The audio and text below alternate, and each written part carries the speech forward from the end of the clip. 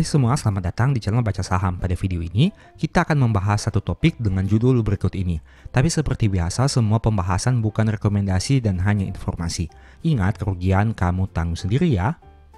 Nah, saya mau menampilkan satu saham yang masih mampu mencetak pertumbuhan laba di Q1 tahun 2025 lagi. Kamu bisa lihat, pada tahun 2025 Q1-nya saham ini menghasilkan laba 187. Angka ini lebih tinggi dari tahun 2024 183, lebih tinggi dari tahun 2023 115, lebih tinggi dari tahun 2022 75, dari tahun 2021 sebanyak 2, tahun 2020 52, tahun 2019 76, 2018 71, dan tahun 2017 5. Nah, artinya secara kesimpulan, sejak tahun 2017 hingga tahun 2025, kinerja di Q1 tahun 2025 ini menjadi yang tertinggi. Apalagi jika kamu lihat, jika kita setahunkan dengan angka data Q1 ini, maka ditemukan fakta bahwa hingga akhir tahun dengan kondisi seperti ini diproyeksikan labanya di tahun 2025 juga menjadi yang tertinggi sejak tahun 2017 hingga tahun 2025. Nah, perusahaan ini menghasilkan gross profit margin 10,3% dengan net profit margin 5%. Net income-nya growth 1,89% secara quarter year on year. Untuk dividen yield-nya sekitar 5,9% yang terakhir dibagi di tahun 2024. Ini merupakan historical dari dividen per share perusahaan. Mereka terlihat membagi dividen dari waktu ke waktu. Sejak tahun 2009, 10, 11, sempat absen di tahun 2012, 13, 14, 15, 16, 17, 18, 19, 20, 21, 22, 23, dan tahun 2024. Nah, menariknya, dalam beberapa tahun terakhir ini, angka dividen per share-nya mengalami kenaikan. Bagaimana dengan tahun 2025 ini? Karena jika kita lihat tadi, di tahun 2024, kinerjanya mengalami kenaikan yang cukup signifikan dibandingkan tahun 2023. Semoga saja di tahun 2025, angka dividen per share-nya juga akan naik. Kita akan coba hitung sebentar. Nah, untuk grafik harga sahamnya, dulunya harga sahamnya sempat berada pada angka 600, tapi sempat juga turun di bawah angka 200 rupiah, dan kini 466. Untuk PBV-nya saat video ini dibuat, di angka PBV 0,67 kali, dengan rata-rata PBV 10 tahun adalah 0,78. Sempat di atas PBV 1 kali, tapi sempat juga turun di bawah PBV 0,51 kali. Saham yang kita maksudkan adalah saham Elsa atau El Nusa, di mana dalam 1 tahun terakhir, harga sahamnya masih naik 7,37%. Sekilas kita lihat tentang proyeksi yang saya buat, tapi disclaimer dulu, ini bukan rekomendasi dan hanya proyeksi. Bisa benar, bisa juga salah. Saya hanya menggunakan data berdasarkan informasi di Q1 tahun 2025. Nah, apabila kita melakukan perhitungan untuk nominal ekuitas dan lembar saham beredar, akan ditemukan nominal modal per lembar sahamnya 697. Dengan harga saham 466, artinya PBV-nya adalah 0,67. Angka ini cocok dengan grafik PBV yang kita lihat. Nah, kemudian bagaimana untuk range PBV-nya? Jika kita menggunakan range 0,25 sampai 0,78, artinya ada proyeksi harga sahamnya bisa bergerak pada angka 174 hingga 544. Di mana apabila harganya naik ke angka 544, ada potensi profit 16,7, tapi jika harganya turun ke 174, ada potensi loss 62,6%. Dari mana angka 0,78 dan 0,25 ini? Kita lihat grafiknya. Angka 0,78 merupakan PBV rata-rata dalam 10 tahun terakhir, sedangkan angka 0,25 merupakan minus 2 standar deviasi dalam 10 tahun terakhir. Untuk angka 0,78 pernah dicapai pada tahun 2024, pada tahun 2021, pada tahun 2019, dan sebelumnya. Sedangkan angka 0,25 ini bisa dikatakan mendekati di tahun 2020. Pertanyaannya, manakah yang lebih berpeluang mengalami kenaikan atau penurunan? Memang dengan angka 0,67 sebenarnya saham ini masih diperdagangkan di bawah modal per lembar sahamnya, di mana kita hanya menggunakan angka rata-rata PBV-nya sebagai harga tertingginya. Apakah saham ini masih bisa naik ataukah malah mengalami penurunan? Nah, selain ini kita juga akan membuat secara sederhana terkait proyeksi dividennya. Dividen per share yang terakhir dibagikan adalah 27,57 seperti data yang kamu lihat untuk dividen yang dibagi di tahun 2024. Nah, berhubung di tahun 2024 kinerjanya mengalami kenaikan, maka jika kita proyeksikan terjadi kenaikan dari 503 ke 714 atau sekitar 41,9%. Dari mana angka itu? Itu merupakan laba di tahun 2023 ke tahun 2024. Tentu saja dividen di tahun 2025 merupakan hasil kinerja dari tahun 2024, sehingga kita gunakan proyeksi yang sederhana. Dengan asumsi dividen per share 27,57 dan ada kenaikan 41,9%, maka jika kita asumsikan dividen payout rasionya tetap, akan ditemukan angka dividen per share 39,14 per lembar saham. Dengan kata lain, dengan harga saham saat video ini dibuat, proyeksi dividen yieldnya sekitar 8,4%. Tapi kembali lagi, ini hanya proyeksi saja. Bisa benar, bisa juga salah. Kita tunggu hasil keputusan RUPS untuk mengetahui informasi pastinya. Tapi setidaknya dengan data ini kamu bisa lihat bahwa Elsa ini menghasilkan kinerja di tahun 2024 yang lebih baik dibandingkan tahun 2023. Dengan asumsi payout rasionya sama, maka akan terjadi kenaikan untuk angka dividen yieldnya. Selain itu di tahun 2025 hingga Q1, labanya juga masih naik dibandingkan Q1 tahun 2024. Sehingga hal ini juga masih membuka harapan untuk kinerja perusahaan lebih baik di tahun 2025 ini. Nah, untuk detailnya mari kita lihat sekilas terkait kinerja Q1 tahun 2025 saham Elsa. Ini merupakan datanya yang disajikan dalam jutaan rupiah. Pertama kita lihat saldo kasnya yang berjumlah 2,95 yang mengalami sedikit kenaikan dibandingkan tahun sebelumnya, yaitu 2,94. Untuk jumlah asetnya berjumlah 7,4 yang naik dari 7 di tahun sebelumnya. Kemudian untuk total aset tidak lancarnya adalah 3,57 yang mengalami kenaikan tipis dari 3,56. Secara total asetnya naik dari 10,6 menjadi 11 triliun rupiah. Nah, kita lihat di sini. Mayoritas aset perusahaan ini berasal dari dua komponen, yaitu piutang usaha dan saldo kas. Sekarang kita bandingkan saldo kasnya 2,95 ini dengan liabilitasnya di jangka pendek 5,6. Artinya perusahaan butuh sumber dana yang lain apabila ingin melunasi hutang jangka pendeknya, karena saldo kasnya tidak mampu mengcover seluruh liabilitas jangka pendek. Total liabilitas perusahaan adalah 5,93 yang mana mengalami kenaikan dibandingkan periode sebelumnya.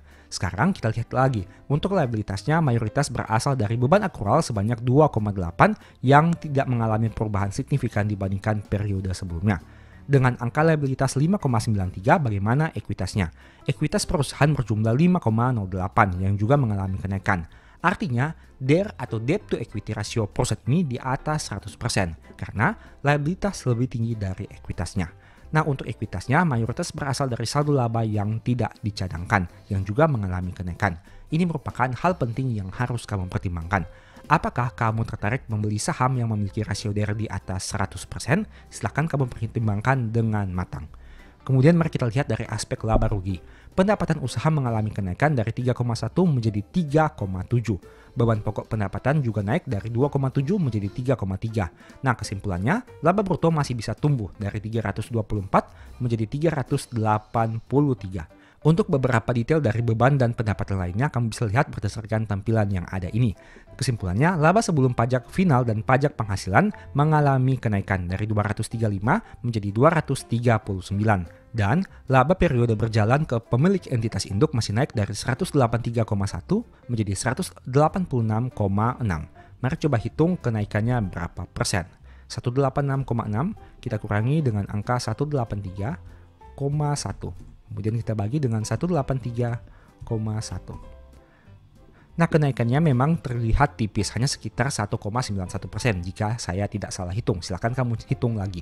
Nah, tapi dari data ini kamu bisa lihat meskipun kenaikannya tipis, setidaknya Elnusa di Q1 tahun 2025 masih mampu tumbuh.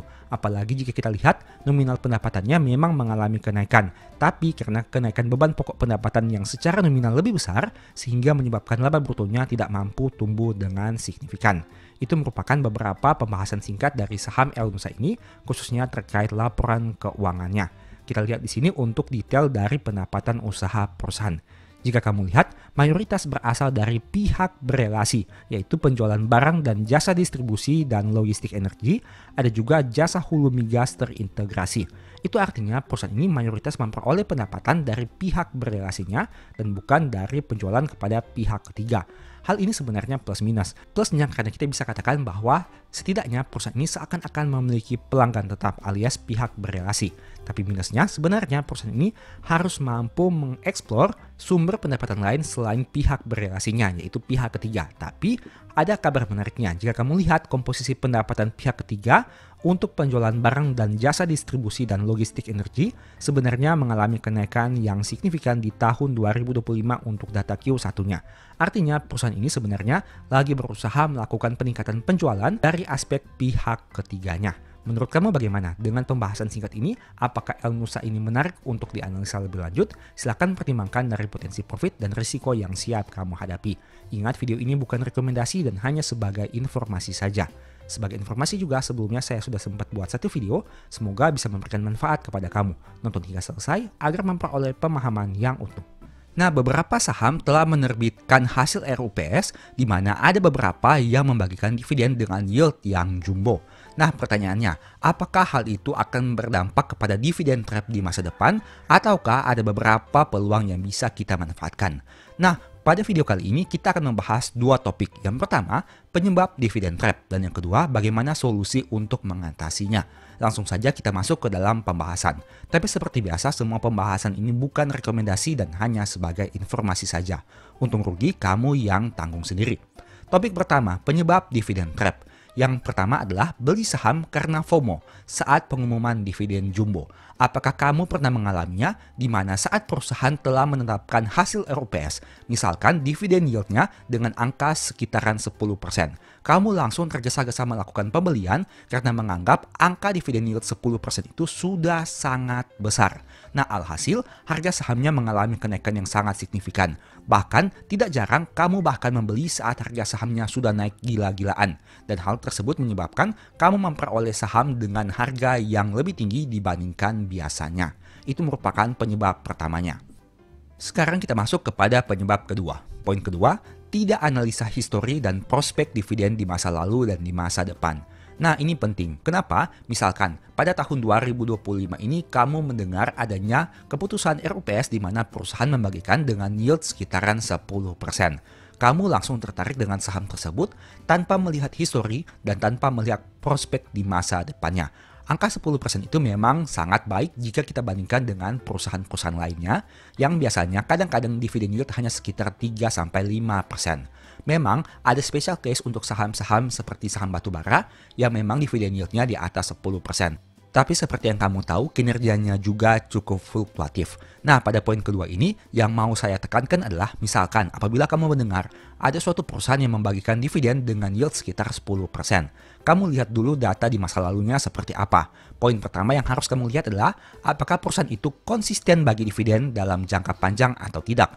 Ataukah memang baru di tahun 2025 ini mereka membagikan dividen dengan angka yang besar. Poin kedua yang bisa kamu lihat adalah lihat prospek di masa depan. Seperti yang kamu tahu, dividen itu berasal dari laba yang dicapai. Apakah di tahun 2025 ini laba perusahaan itu baik seperti tahun 2024 dan seterusnya? Dan apakah laba yang dicapai itu berasal dari kinerja operasional perusahaan, bukan dari pendapatan non-operasional seperti contohnya penjualan aset. Ini penting karena jangan sampai kita hanya membeli saham yang membagikan dividen besar di tahun 2025 ini, tapi di tahun 2026 misalkan mereka ternyata absen lagi bagi dividen. Kamu tentu sudah tahu beberapa cerita tentang saham-saham yang seperti itu, di mana ada suatu masa di mana mereka membagikan dengan dividen yield yang sangat besar, bahkan di atas 10%. Tapi kemudian 1 tahun setelahnya atau 2-3 tahun setelahnya, mereka bahkan membagikan dividen dengan angka yang sangat kecil atau mungkin tidak bagi dividen. Itulah alasannya kenapa penting untuk melihat histori di masa lalu dan prospek di masa depan. Agar jangan sampai kita hanya terlena dengan dividen yield yang tinggi sesaat saja, tapi kita lihat dalam jangka panjangnya. Karena logikanya seperti ini, apakah memang jika harga sahamnya mengalami penurunan yang sangat signifikan setelah exit, kamu masih bisa hold saham tersebut atau tidak? Setidaknya jika memang perusahaan ini konsisten bagi dividen dengan yield yang menarik, kamu bisa hold saham ini hingga tahun depan untuk memperoleh dividen yield yang juga sama besarnya. Tapi apabila dividen itu hanya bersifat seasonal saja atau sangat jarang dibagikan, maka itu merupakan dividen trap yang harus siap kamu terima karena tidak menutup kemungkinan di tahun depan mereka absen bagi dividen. Nah, untuk poin ketiganya adalah sebagai berikut. Fundamental perusahaan kurang baik. Ini mengikuti dengan poin kedua, di mana sebelum kamu membeli saham yang membagikan dividen yang besar, sebaiknya kamu lihat dulu fundamental perusahaan itu seperti apa. Jangan sampai kamu hanya melihat angka dividen yieldnya yang jumbo, tapi fundamental perusahaan itu sebenarnya kurang baik. Karena kembali lagi, dividen itu sangat berkaitan dengan kinerja perusahaan. Jika perusahaan mencetak laba yang besar, secara tidak langsung dividennya berpotensi juga besar. Begitu juga sebaliknya. Apabila perusahaan membagikan dividen dengan yield yang besar hanya karena melakukan penjualan aset misalnya, maka ada kemungkinan di masa depan mereka akan absen atau dividennya sangat kecil. Poin keempat, valuasi harga sudah tinggi. Nah, ini berkaitan dengan poin pertama saat FOMO, di mana biasanya harga saham misalkan di angka Rp1.000, kemudian harga sahamnya mengalami kenaikan yang sangat signifikan hingga ke angka 1.500. Karena dividen yieldnya masih tinggi, kamu masih tertarik melakukan pembelian. Alhasil, kamu beli di harga yang sudah tinggi, di valuasi yang sudah tinggi. Dan saat ex-date, saat harga sahamnya mengalami penurunan yang sangat signifikan sebesar dividen yieldnya, maka kamu nyangkut di atas dan akhirnya kamu kena dividen trap. Nah, dengan berbagai penyebab tadi, bagaimana solusi agar supaya kita bisa menyikapi terkait dividen yang akan dibagikan? Poin pertama yang sering saya bahas adalah beli sebelum RUPS. Memang untuk beli sebelum RUPS ini ada sisi poin plus dan minusnya. Poin plusnya, apabila ternyata perusahaan membagikan dividen dengan angka yang besar, maka saat RUPS nanti setelah adanya keputusan biasanya harga saham akan mengalami kenaikan yang sangat signifikan. Contohnya saja bisa kamu lihat untuk saham-saham Big Bank seperti saham Mandiri dan BNI, di mana saat adanya hasil keputusan RUPS, H+1-nya harga saham akan langsung mengalami kenaikan yang sangat luar biasa. Karena sangat jarang terjadi, perusahaan Big Banks ini membagikan dividen yang mencapai angka 9 hingga 10%. Tapi ada sisi poin minusnya juga. Apabila ternyata hasil RUPS itu tidak sesuai dengan harapan, harga sahamnya bisa mengalami penurunan. Dan alhasil, jika kamu sudah membeli sebelum RUPS, kamu sudah membeli di harga yang lebih tinggi. Dengan kata lain, beli sebelum RUPS ini memang ada memiliki sisi poin plus dan minusnya. Ada juga potensi profit dan resikonya. Sehingga kamu harus pertimbangkan sesuai dengan keyakinan kamu. Jika kamu sudah yakin perusahaan tersebut akan membagikan dividen dengan angka yang lebih besar di tahun 2025 ini, kamu mungkin bisa mempertimbangkan opsi membeli sebelum RUPS. Tapi jika tidak yakin, sebaiknya tunggu dulu hasil RUPS-nya. Nah, solusi kedua, beli ketika laba perusahaan naik, dividen payout ratio konsisten. Ini merupakan salah satu poin penting saat melakukan analisa dividen.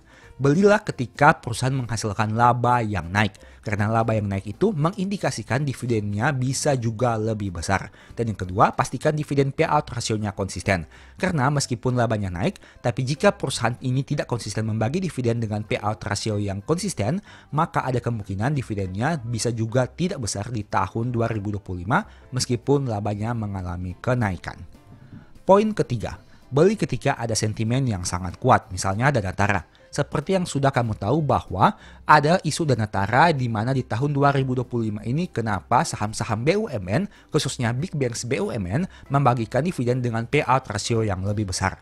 Contohnya seperti BRI dengan payout rasio yang mencapai 85%, Mandiri yang mencapai 78%, dan BNI yang mencapai 65%.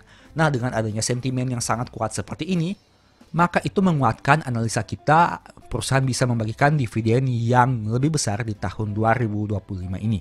Nah, untuk poin ketiga ini memang cukup jarang terjadi. Tapi dengan adanya kondisi seperti ini sebenarnya itu bisa menjadi data pendukung bagi kamu untuk semakin yakin membeli saham dengan waktu sebelum dilakukannya RUPS pada poin pertama tadi. Nah, sekarang mari kita buat simulasi sederhana. Misalkan, harga sebelum RUPS di angka 4.600. Dan berdasarkan hasil keputusan RUPS, perusahaan membagikan dividen per share sebesar 460. Dengan kata lain, apabila mengacu pada harga saham sebelum RUPS, maka kamu memperoleh dividen yield sekitar 10%. Nah, setelah RUPS, ternyata harga sahamnya terbang hingga menyentuh angka 5.200. Itu artinya apabila kamu membeli setelah RUPS, maka dividen yield kamu bukan lagi 10%, melainkan hanya 8,8%. Tapi di sisi yang lain, apabila kamu membeli sebelum RUPS, kamu memperoleh dividen yield sekitar 10%, dan poin plus keduanya adalah kamu memperoleh potensi capital gain dari kenaikan harga saham di angka 5.200, dan kita bandingkan dengan harga sebelum RUPS di angka 4.600. Itu artinya ada potensi kenaikan sekitar 13% dari sisi capital gain-nya. Nah, ini menarik karena dari sisi dividen kamu dapat 10%, dan dari sisi capital gain kamu masih dapat 13%. Nah, ini juga banyak yang mempertimbangkan. Apakah kamu ingin mencari dividennya dengan angka 10% ataukah kamu malah mengejar capital gain-nya yang angka 13%? Logikanya sederhana seperti ini. Jika kamu mengejar capital gain saat harganya mengalami kenaikan ke angka 5.200 dan kamu jual, kamu langsung profit 13%. Tapi apabila kamu mengincar dividennya saat harga sahamnya naik ke angka 5.200 dan ternyata itu kumulasinya, maka memang kamu memperoleh dividen dengan angka 10% untuk yield-nya.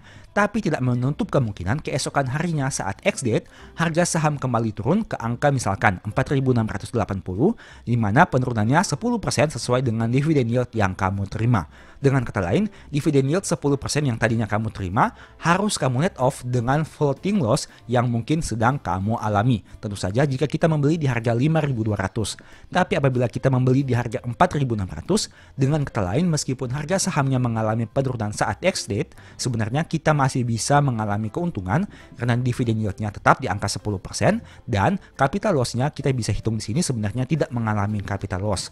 Dengan catatan harga saham tidak turun lebih rendah dari 4.600. Ini merupakan sebuah opsi yang bisa kamu pertimbangkan. Apabila dengan adanya prospek dividen di tahun 2025 yang besar, kamu sudah memiliki harga sahamnya dengan angka yang rendah, apakah kamu akan memanfaatkan dari sisi capital gain-nya ataukah dari sisi dividennya? Semuanya tergantung kepada kamu sendiri, karena apapun keputusan yang kamu ambil sebenarnya itu merupakan poin plus dan minus yang harus siap kamu hadapi.